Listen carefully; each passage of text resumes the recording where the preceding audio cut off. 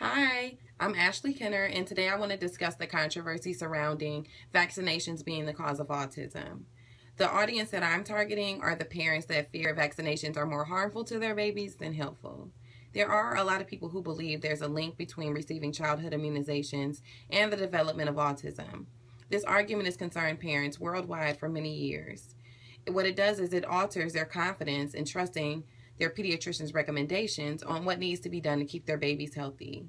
This world has been taken over by Google and social media, and it really has an effect on the reality of just how important it is to properly vaccinate your child. There are ways to detect autism early on. One would be during routine well visit exams. Your doctor will assess your child and make sure that they are reaching certain milestones based on their age. If something comes up as a flag, they will aware you and then they can refer you to a specialist. Genes also seem to play an important role in the development of autism based on McNamee 2014. There's a PhD researcher named Eric Korchesny who stated that building a baby's brain during pregnancy involves cortex that contains 6 layers. We discovered focal patches of disrupted development of those layers in the majority of the children with autism. What this means is that something began in prenatal life that was disrupted, and that's why the child became autistic. I do want to share with you a testimonial that I read from a mom, and her name is Juniper Russo. She's a freelance writer and a mother of 2. Juniper felt that her daughter taught her that vaccines do not cause autism. When Juniper found out that she was pregnant, she did everything that she could possibly do to ensure that she would have a healthy pregnancy and a healthy, safe delivery. She ate organic foods. She attended all of her prenatal visits to make sure she was being treated properly. She did everything that she could do to avoid anything that could potentially harm her unborn baby.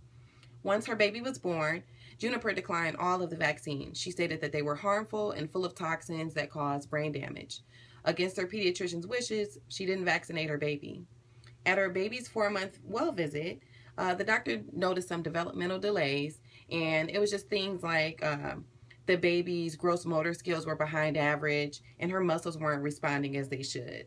So at the end of the visit, the pediatrician told Juniper, I don't want you to blame me or a vaccine on your baby's delays. We're going to get to the bottom of it, but just know it's not because of vaccines or because of me. As years passed, it was apparent to Juniper that her daughter was not developing normally. So a neurologist did confirm that her daughter, in fact, was autistic. So Juniper realized that vaccines couldn't possibly have caused her daughter's autism because she declined all of them.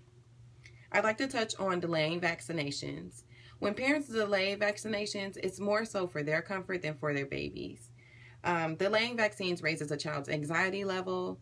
It imprints a negative experience associated with going to and from the doctor. It puts them at risk of developing the disease while they wait in between and delay the vaccines that need to be given.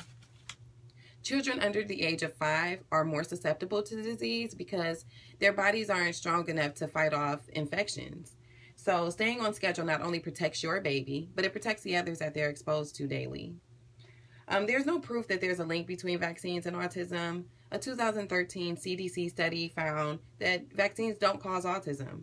The results showed that the total amount of antigen from vaccines received was the same amount in both children with autism and without autism. There was one vaccine ingredient that's named thimerosal. It's a mercury-based preservative used to prevent contamination of multi-dose vaccinations. The study in 2014 stated that there is no link between thimerosal and autism, so that was ruled out as well. I do understand being skeptical of the things that we subject our babies to, but it is extremely important to properly vaccinate your child. Do your research. Ask your provider 1,000 questions if you want to. It's their job to inform you and make you feel comfortable about the things that you're giving to your baby. But I think it's more harmful if you don't. And it's also the pediatrician's job to give you the best medical advice to ensure that you have a long, healthy life with your baby. So please vaccinate your children. Thank you.